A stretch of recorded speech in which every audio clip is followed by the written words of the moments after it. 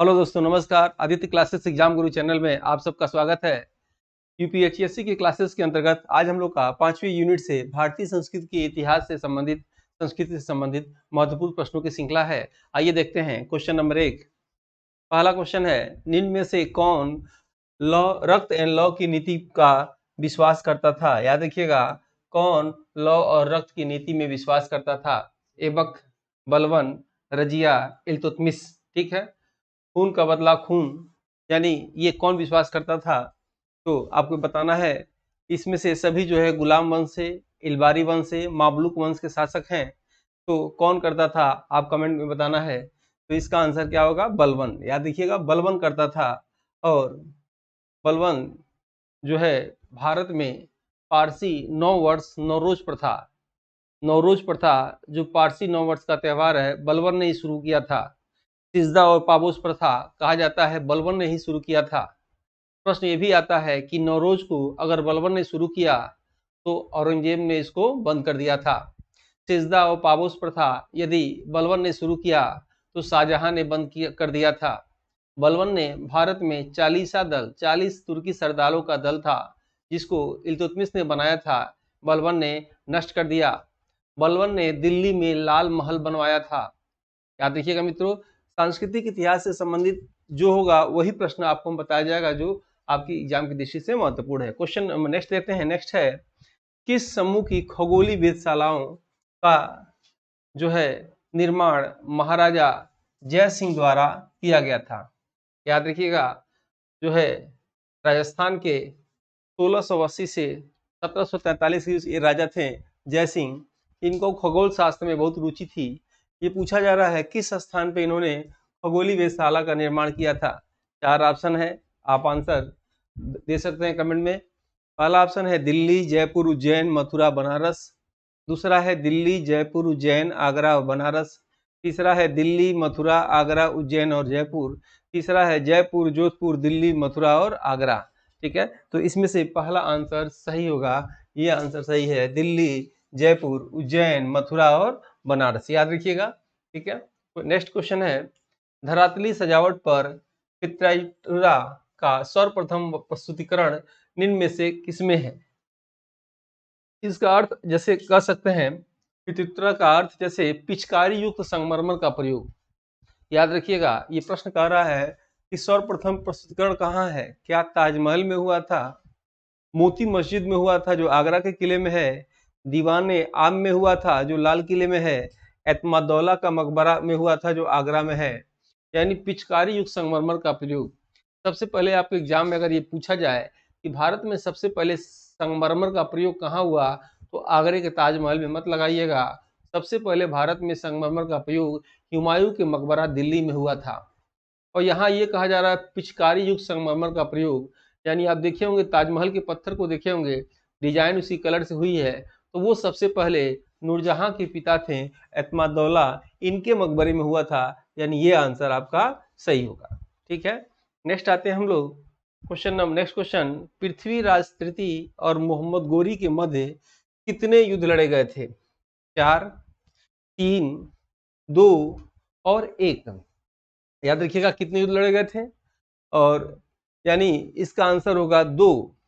तराइन का प्रथम युद्ध और तराइन का द्वितीय युद्ध 1191 में, 1192 में लड़ा गया था द्वितीय युद्ध। यानी पृथ्वीराज तृतीय और मोहम्मद गोरी के बीच जो है 2 युद्ध लड़े गए थे। तीसरा आंसर इसका सही हो जाए। ठीक है, तो नेक्स्ट क्वेश्चन है, इनमें से कौन सम्राट अकबर के दरबार में चित्रकारी के उस्ताद थे? ठीक है, अब्दुल हसन, मुस्किन, ख्वाजा अब्दुल समद, उस्ताद मसूरी। याद रखिएगा, चित्रकारी यानी चित्रकला का स्वर्ण काल जहांगीर के काल को कहा जाता है। चित्रकला का स्वर्ण काल जहांगीर के काल को कहा जाता है। स्थापत्य कला का स्वर्ण काल शाहजहां के काल को कहा जाता है। कला और साहित्य का स्वर्ण काल चंद्रगुप्त द्वितीय विक्रमादित्य के काल को कहा जाता है। और हिंदी का स्वर्ण काल भक्ति काल को कहा जाता है। तो लेकिन चित्रकारी की शुरुआत भारत में हुमायूं के काल में हो गई थी। मुगल शासक जो हुमायूं था उसके समय जो है चित्रकारी की शुरुआत हो गई थी।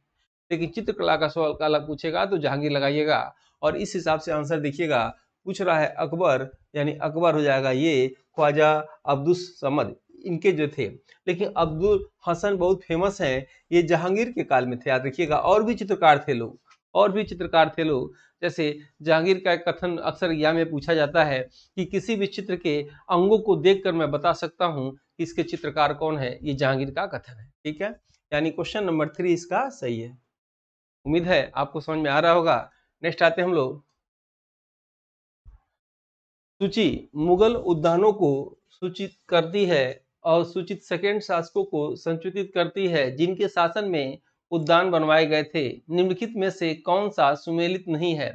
प्रश्न है कौन सा सुमेलित नहीं है, ये प्रश्न पूछा जा रहा है, याद रखिएगा। तो कौन सा सुमेलित नहीं है? आराम बाग आगरा बाबर ने बनवाया था, क्या ये सही है कि गलत, आप बताइए कमेंट बॉक्स में। उसके बाद निशांत बाग श्रीनगर, क्या इसको अकबर ने बनवाया था?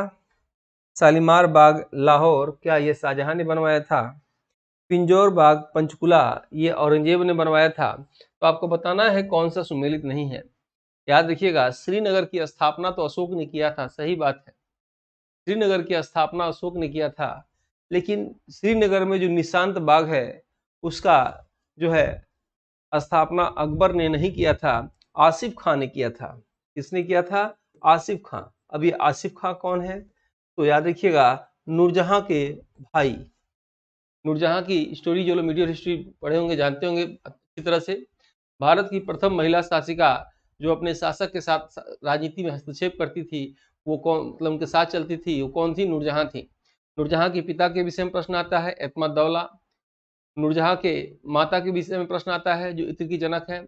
नूरजहां के भाई आसफ खां जिन्होंने निशात बाग की स्थापना किया, उनके विषय में प्रश्न आता है। और उनके शौहर आप जानते हो कि उनके विषय में प्रश्न आता है, ठीक है। बाकी आराम बाग आगरा में है, बाबर ने बनवाया था, ये गलत हो जाएगा, हमने सही कर दिया आसफ खां। आराम बाग आगरा में है और बाबर ने बनवाया था। और इसी आराम बाग में कहा जाता है कि भारत में ज्यामिति विधि से बना प्रथम बागीचा, याद रखिएगा, आराम बाग। अकबर की जब मृत्यु, ये बाबर की जब मृत्यु हुई तो इसे आराम बाग में दफना दिया गया था, लेकिन जब इसकी पुस्तक बाबरनामा पढ़ी गई तो उसमें लिखा हुआ था कि इसकी आखिरी इच्छा थी कि इसे काबुल में दफनाया जाए। तो दोबारा आराम बाग से निकाल के इनकी कब्र को इनके वहाँ काबुल में वहाँ पे शिफ्ट किया गया। तो वही पूछा जाता है कि किस मुगल शासक को 2 बार दफनाया गया? तो इनको 2 बार दफनाया गया, इसका कारण ये था, ठीक है। शालीमार लाहौर में है, ये सही है, और पंचकुला में औरंगजेब ने बनवाया था, ठीक है। नेक्स्ट क्वेश्चन, प्राचीन भारत का कालखंड जिसमें मंडल कूपों घेरदार कुआं का सबसे पहले उल्लेख मिलता है? मौर्य काल में, महाजनपद काल में, गुप्त काल में, वर्धन काल में? तो याद रखिएगा, कौटिल्य ने अर्थशास्त्र लिखा, चाणक्य ने अर्थशास्त्र लिखा, विष्णुगुप्त ने अर्थशास्त्र लिखा, उसमें इस बात का वर्णन है। तो इसका आंसर हो जाएगा मौर्य काल में सबसे पहले घेरदार कुएं की चर्चा हुआ था। अर्थशास्त्र की रचना तो चाणक्य ने किया, लेकिन वो पुस्तक अर्थशास्त्र पर आधारित नहीं थी, ये भी एग्जाम में आता है, वो राजनीतिक शास्त्र पे आधारित थी। अर्थशास्त्र की प्रथम पुस्तक वेल्थ ऑफ नेशन था, ठीक है, याद रखिएगा। नेक्स्ट आते हैं हम लोग क्वेश्चन नंबर 8 पे, निम्नलिखित में से कौन सा ग्रंथ गुप्त काल में रचा गया? बृहद कथा कोश जो है, काव्य मीमांसा, अमर कोश, स्वप्नवास दत्ता। तो आप जानते होंगे गुप्त काल में भी हमने बताया कला और साहित्य का स्वर्ण काल चंद्रगुप्त विक्रमादित्य के काल को कहा जाता है, और नवरत्न जो है उन्हीं के काल में थे, यानी अमर सिंह ने अमर कोश लिखा, ये जो है गुप्त काल में रचा गया था, बाकी जो है गुप्त काल का नहीं है, ठीक है। नेक्स्ट क्वेश्चन है, उस स्थान को चिन्हित कीजिए जो प्राचीन काल के दौरान विद्या का केंद्र था। चुनार, बल्लभी, अरिकामेडु, भरुकच्छ, याद रखिएगा। तो इसमें आंसर देखिए, एक बात और है, कुछ प्रश्नों को आप प्रतिवर्ष देखते होंगे, 21 का सालों पेपर उठा के देख लीजिए, गुफा वाला प्रश्न पूछा था दक्षिण भारत में। तो 1-2 प्रश्नों के लिए बिल्कुल गहराई से जीएस पढ़ने की आवश्यकता नहीं है, आपके एग्जाम में इतनी गहराई से जीएस नहीं आएगा, पीएचडी नहीं करना है। जीएस सामान्य ज्ञान स्पष्ट शब्दों में लिखा हुआ है, सामान्य जानकारी होना चाहिए, उससे आपको काम चल जाएगा। वही लेवल देख के पढ़ा जा रहा है, बहुत ज़्यादा आवश्यकता नहीं है गहराई से पढ़ने की, ठीक है। अगर थोड़ा सा अगर कसैली पान चढ़ाने से काम चल जाए तो किसी देवता को बलि देने की क्या आवश्यकता है, वही अब आपके एग्जाम की स्थिति है। तो प्राचीन काल में विद्या का केंद्र में आप देख सकते हैं, ऐसा बस एक ही नाम आता है कि ये चुनार तो मिर्जापुर के पास है, अरिकामेडु पांडिचेरी को कहते हैं, भरूकच्छ एक बंदरगाह था। तो विद्या के दौरान एक बल्लभी जो है, याद रखिएगा, विश्वविद्यालय, प्राचीन विश्वविद्यालय में तक्षशिला विश्वविद्यालय, नालंदा विश्वविद्यालय, विक्रमशिला विश्वविद्यालय, याद रखिएगा। तो ये बल्लभी विश्वविद्यालय जो है प्राचीन काल में जो है विद्या का केंद्र था। बाकी कोई नाम, ये नाम जानना चाहता है। प्रश्न बहुत आसान है, आपके एग्जाम के लेवल के सारे प्रश्न हैं। और ये आप प्रश्न जानना चाहता है क्या चीज, तो मैंने आपको बताया भरूकच्छ बंदरगाह आप जानेंगे, अरिकामेटू पंडाचेरी भी कहते हैं, और चुनार मिर्जापुर में है, पत्थर के लिए आज भी प्रसिद्ध है। अकबर के शासनकाल के दौरान पंचतंत्र का फारसी में अनुवाद किसने किया? अक्सर ये सब भी प्रश्न आता है। फैजी, निजामुद्दीन अहमद, अब्दुल फजल, इब्राहिम सरहिंदी। तो इसका आंसर होगा अब्दुल फजल ने इसको किया था, यानी सी आंसर क्या होगा, सही हो जाएगा। ठीक है, आते हैं क्वेश्चन नंबर नेक्स्ट है, निम्नलिखित में से कौन सा मुगल वास्तुकला में दोहरे गुंबद का सबसे अधिक प्रारंभिक उदाहरण माना जाता है? हुमायूं का मकबरा दिल्ली में, जामा मस्जिद दिल्ली में, एतमादौला का मकबरा आगरा में, मोती मस्जिद जो है आगरा में। ये प्रश्न अक्सर आता है, मैंने भी आपको बताया कि सबसे पहले याद रखिएगा जो है संगमरमर का प्रयोग कहाँ हुआ, तो हुमायूं के मकबरे दिल्ली में, ये आंसर हो जाएगा। सेम चीज पूछा जा रहा है, मुगल वास्तुकला में दोहरे गुंबद का सबसे अधिक जो है ये हुमायूं के मकबरे में हुआ। लेकिन आपके एग्जाम में पूछे कि भारत में गुंबद निर्माण का पिता किसे कहा जाता है, याद रखिएगा गुंबद निर्माण का पिता इल्तुतमिश को कहा जाता है। उसने अपने पुत्र के जो है कब्र पे बनवाया था। नेक्स्ट आते हैं हम लोग, इसका आंसर पहला हो जाएगा, अशोक के सारनाथ स्तंभ के सिंहों के सिर पर रखे हुए महाधर्म चक्र में कितनी तिलियां थीं? 12 तिलियां, 22 तिलियां, 32 तिलियां, 41 तिलियां। तो इसका आंसर हो जाएगा 32 तिलियां, इसका आंसर हो जाएगा, यानी सी आंसर क्या है, सही है। ठीक है, नेक्स्ट आते हैं, नेक्स्ट है grand old man of India की उपाधि से किसे सम्मानित किया गया? महादेव गोविंद रानडे, रोमेश चंद्र दत्त, गोपाल कृष्ण गोखले, दादा भाई नौरोजी। तो great old man of India या भारत के भीष्म पितामह के नाम से, या भारत में सबसे पहले जो है राष्ट्रीय आय की घोषणा किसने किया था? ये कौन है? तो दादा भाई नौरोजी। इनकी पुस्तक का नाम है poverty and un-British rule of India. इन्होंने एक सिद्धांत दिया था, धन निकासी का सिद्धांत, और इन्हीं के कहने पर भारतीय राष्ट्रीय संघ का नाम भारतीय राष्ट्रीय कांग्रेस रखा गया। याद रखिएगा 1866-67 में इन्होंने राष्ट्रीय आय सबसे पहले दिया था। भारत में राष्ट्रीय आय के जनक भी कहते हैं। वह प्रथम भारतीय व्यक्ति जो ब्रिटिश पार्लियामेंट का सदस्य बना था, वो व्यक्ति कौन थे? दादा भाई नौरोजी, पारसी जाति के थे, याद रखिएगा। नेक्स्ट आते हैं हम लोग, क्वेश्चन नंबर नेक्स्ट है, कंबुज का अंकुरवाड़ मंदिर किस शासक की कीर्ति का स्मारक है? सूर्यवर्मन प्रथम, सूर्यवर्मन द्वितीय, इंद्रवर्मन और यशोवर्मन। आपको कमेंट बॉक्स में बताना है। याद रखिएगा कंबुज मतलब जो है कंबोडिया, याद रखिएगा वर्तमान में इसका नाम क्या है? कंबोडिया नाम है। ठीक है, कंबोडिया विष्णु भगवान का ये मंदिर है, विश्व का सबसे बड़ा मंदिर है, याद रखिएगा। किस भगवान का मंदिर है ये? विष्णु भगवान का, और विश्व का सबसे बड़ा मंदिर है। सूर्यवर्मन द्वितीय ने बनाया था इसको, याद रखिएगा। और कहाँ है इसकी राजधानी? कंबोडिया। कंपूचिया भी एग्जाम में कभी कभी आता है लिखा। नेक्स्ट है, सारनाथ स्तंभ पर कुल कितने पशुओं की आकृतियां हैं? बताइए कितने आकृतियां हैं? 4, 1, 5 और 8। तो याद रखिएगा 4 पशुओं की इसमें आकृतियां हैं। नेक्स्ट आते हैं हम लोग, और हमारी टीम मेंबर द्वारा एक टेस्ट पेपर तैयार किया गया है, उसके विषय में बताना चाहूँगा कि एक टेस्ट पेपर जिसका रेट 1999 रुपये है, लेकिन अभी एग्जाम को देखते हुए 999 में दिया जा रहा है। इसकी वैलिडिटी कभी भी आप लेंगे जब तक 51 का एग्जाम न हो जाए, यानी यूपीएससी 2023 का एग्जाम 51 का न हो जाए, तब तक इसकी वैलिडिटी रहेगी। इसमें आपको पीडीएफ नोट्स हिंदी इंग्लिश में मिलेंगे, मॉडल पेपर टेस्ट मिलेंगे, सिलेबस वाइज टेस्ट मिलेंगे, ग्रुप वाइज टेस्ट मिलेंगे, साल भर पेपर मिलेगा, 6 यूनिट टेस्ट मिलेगा, और टेस्ट वैलिडिटी एग्जाम तक इसमें आपको मिलती रहेगी। ठीक है, इसके लिए आप चाहें तो अपने मोबाइल के प्ले स्टोर में आदित्य क्लासेस एग्जाम गुरु जो है सर्च करके इंस्टॉल कर सकते हैं। ये जो नंबर आपको दिखाई दे रहा है, इस नंबर में हेलो लिख के भेजेंगे तो एक सॉफ्टवेयर की लिंक जाएगी, उसे आप इंस्टॉल करके फ्री में पढ़े टेस्ट वीडियो पीडीएफ को देखकर आपको अच्छा लगे तो परचेज कर सकते हैं। जो लोग इस वीडियो को अभी तक लाइक न किए हो, लाइक करिए, सब्सक्राइब करिए, ताकि आपको सबसे पहले नोटिफिकेशन मिलता रहे। और बाकी जो लोग वीडियो अच्छा लगता हो, परचेज किए हैं, वो चाहें तो इसको शेयर कर सकते हैं। ठीक है, आते हैं नेक्स्ट क्वेश्चन पे। भारत की फिल्म और टेलीविजन संस्था कहाँ स्थित है? अहमदाबाद में, मैसूर में, मुंबई में, पुणे में। ठीक है, तो इसका आंसर क्या हो जाएगा, पुणे में स्थित है, यानी चौथा आंसर क्या है, सही है। ठीक है, नेक्स्ट आते हैं हम लोग 17। भारतीय सर्वेक्षण विभाग का मुख्यालय कहाँ स्थित है? चंडीगढ़, हैदराबाद, देहरादून, नई दिल्ली। ठीक है, अच्छा प्रश्न है। भारतीय सर्वेक्षण विभाग पूछे आपके एग्जाम में, पूछे वन अनुसंधान केंद्र पूछे, पेट्रोलियम अनुसंधान केंद्र पूछे, संवेदी प्रेरक अनुसंधान पूछे, बासमती चावल अनुसंधान पूछे, तो याद रखिएगा सभी आंसर क्या होगा, देहरादून होगा, यानी सी आंसर क्या है आपका, सही है। Question number 18। Asiatic Society of Bengal के संस्थापक कौन थे? जेम्स दिती, James Mackintosh, William Jones, Warren Hasting.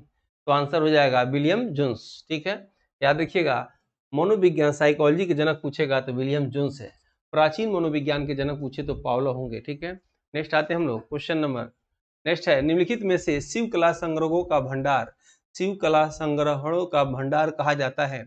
Bharat का राष्ट्रीय अभिलेखागार को, राष्ट्रीय संग्रहालय को, और राष्ट्रीय आधुनिक कला दीर्घा को, सलारगंज संग्रहालय को। तो आंसर हो जाएगा सलारगंज संग्रहालय, ये आंसर आपका क्या है, सही है, चौथा आंसर सही है। ठीक है, नेक्स्ट आते हैं इंदिरा गांधी राष्ट्रीय मानव संग्रहालय कहाँ है? गुवाहाटी में, बस्तर में, भोपाल में, चेन्नई में।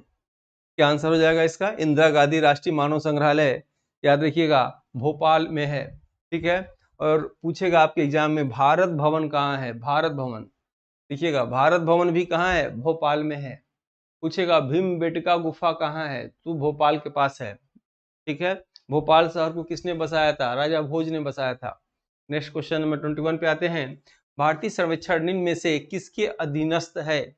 विज्ञान एवं प्रौद्योगिकी मंत्रालय के, पर्यावरण एवं वन मंत्रालय के, गृह मंत्रालय के, रक्षा मंत्रालय के। तो याद रखिएगा गृह मंत्रालय। तो वर्तमान में गृह मंत्री कौन है? कमेंट बॉक्स में लिख के बताएंगे। दो प्रश्न आप बताएंगे कमेंट बॉक्स में, भारत के प्रथम सहकारिता मंत्री कौन है और भारत के वर्तमान में गृह मंत्री कौन है? दोनों का आप 2 बार लिखकर बताएंगे। देखते हैं कि इनका आंसर सही आता है, सहकारिता मंत्री कौन है और गृह मंत्री कौन है। ठीक है, नेक्स्ट है अमीर खुसरो किस शासक के दरबारी कवि थे?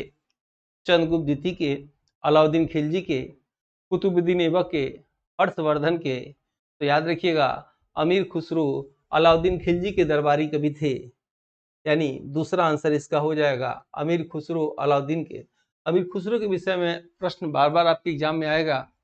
याद रखिएगा इनका जन्म पटियाली, कासगंज जिला, अब पटियाली गांव जो है एटा जिला में पड़ता है, में हुआ था। ये भारत में खड़ी बोली के जनक थे, हिंदू मुस्लिम संस्कृति को मिलाकर चलने वाले व्यक्ति थे, निजामुद्दीन औलिया के प्रिय शिष्य थे, भारत में तबला गिटार सितार के जनक थे, मुकरी के जनक थे, भारत में इन्हें प्यार से तोता हिंद कहा जाता था, उर्दू में इन्हें तुतिया हिंद कहा जाता था। ये अलाउद्दीन खिलजी के दरबारी कवि थे। इनकी पुस्तक का नाम आशिका तुगलकनामा था। ठीक है, नेक्स्ट आते हैं क्वेश्चन नंबर 23 पर। तानसेन का मूल नाम क्या था? मकरचंद पांडे, रामतनु पांडे और लाला कलावंत बाज बहादुर। कहा जाता था तानसेन जब अपना तान छोड़ते थे बारिश हो जाती थी, छोड़ी सोचिए, तो उस समय के थे। आंसर क्या होगा, ये रामतनु पांडे। ठीक है, नेक्स्ट क्वेश्चन है वेदों की ओर सरल लो, इस आदर्श वाक्य को किसने प्रतिपादित किया था? स्वामी दयानंद सरस्वती, नरेंद्र नाथ दत्त, बाल गंगाधर तिलक, विष्णु शास्त्री। तो वेदों की ओर लौटो इसको कहा था स्वामी दयानंद। याद रखिएगा स्वामी दयानंद, एग्जाम में लगाइएगा। एक प्रश्न आता है कि सत्यार्थ प्रकाश किसने लिखा? तो सत्यार्थ प्रकाश स्वामी दयानंद ने लिखा। प्रश्न ये आता है तो सत्यार्थ प्रकाश में क्या लिखा गया है? तो चारों वेद है, तो चारों वेद तो संस्कृत में लिखे गए हैं। चारों वेदों को किस भाषा में सत्यार्थ प्रकाश पुस्तक में लिखा गया है? चारों वेदों को हिंदी भाषा में। याद रखिएगा, अच्छा प्रश्न है। उसका निम्न में से किस भाषा में सत्यार्थ प्रकाश को लिखा गया है? अब क्या ट्रिक लगाएंगे, हिंदी भाषा में सत्यार्थ प्रकाश को लिखा गया, ये अक्सर प्रश्न आता है। ठीक है, नेक्स्ट आते हैं क्वेश्चन नंबर 25 पर। आदि शंकराचार्य का जन्म कहाँ हुआ था? काशी, कलादी, कांचीपुरम, मदुरई। तो केरल में, याद रखिएगा केरल में गांव है कलादी, अक्सर प्रश्न आता है ये। तो कलादी लगाइएगा, ये आंसर हो जाएगा आपका। आप एक और कमेंट बॉक्स में बताइए, जो है पटना में किसका जन्म हुआ था? किस सिख गुरु का जन्म पटना में हुआ था, आपको बताना है, ठीक है। और मृत्यु महाराष्ट्र में कहाँ हुआ था, ये भी बताना है। महात्मा बुद्ध ने अपना प्रथम धर्मचक्र परिवर्तन किस स्थान पर दिया था? लुम्बिनी, सारनाथ, पाटलिपुत्र, वैशाली। उसी स्थान पे जिसका प्राचीन नाम ऋषिपट्टनम था, याद रखिएगा। तो महात्मा बुद्ध ने अपना धर्मचक्र परिवर्तन सारनाथ में दिया था, यानी सबसे पहले 5 ब्राह्मणों को उन्होंने अपना शिष्य बनाया था, उसी को बोलते हैं धर्मचक्र परिवर्तन, ठीक है। नेक्स्ट आते हैं हम लोग, और सारनाथ का प्राचीन नाम ऋषिपट्टनम, ठीक है। महावीर स्वामी का जन्म कहाँ हुआ था? कुंडलग्राम, पाटलिपुत्र, मगध, वैशाली। तो महावीर स्वामी का जन्म हुआ था कुंडग्राम, याद रखिएगा। Question number 28। नेक्स्ट आते हैं हम लोग, भारतीय पुनर्जागरण आंदोलन के पिता कौन थे? बाल गंगाधर तिलक, दयानंद सरस्वती, राजा राम मोहन राय और श्रद्धानंद। तो पुनः भारतीय पुनर्जागरण आंदोलन के पिता राजा राम मोहन राय थे। कहा जाता है इनके भैया की जब किसी बीमारी से मृत्यु हो गई, तो सती प्रथा के अंतर्गत इनकी भाभी को भी, जो माँ समान एक भाभी थी, उनको भी सती होना पड़ा। तभी ये प्रण ले लिए, संकल्प ले लिए कि भारत से जो है सती प्रथा को भगा के ही रहेंगे, दम लेंगे। इन्होंने, इनके काल में विलियम बेंटिंक आए थे। विलियम बेंटिंक ने 1829 में नियम 17 क के तहत भारत में सती प्रथा को बंद किया था, ठीक है। तो इनका सहयोग आता है उसमें। नेक्स्ट आते हैं, और एक प्रश्न कभी कभी अक्सर ही पूछ देता है कि मोहन राय यानी राजा मोहन राय को राजा की उपाधि किसने दिया था?